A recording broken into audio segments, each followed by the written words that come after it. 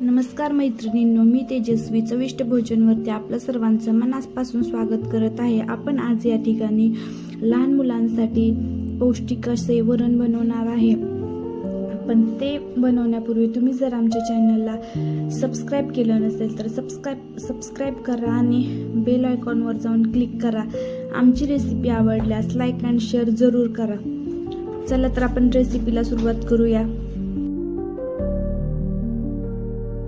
आज आपण वरण बनवणार आहोत। त्यासाठी मी पातेल्यामध्ये तेल ओतून त्याच्यामध्ये जिरी, मोहरी, हळद, कढीपत्ता आणि लसूण टाकला आहे। त्यानंतर आपल्याला वरतून कोथिंबीर टाकायची आहे आणि नंतर आपल्याला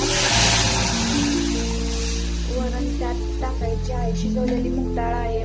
वरण बनवण्यासाठी वरून आपण शिजवून घेतलेली मूग डाळ टाकलेली आहे।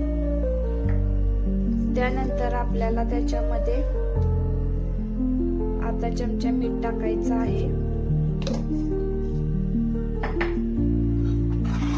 आणि उकळी येईपर्यंत आपल्याला गॅस हा कमी फ्लेमवर ठेवायचा आहे।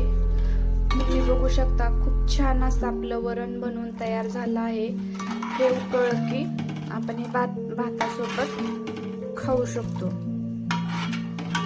आपलं वरण बनवून तयार आहे।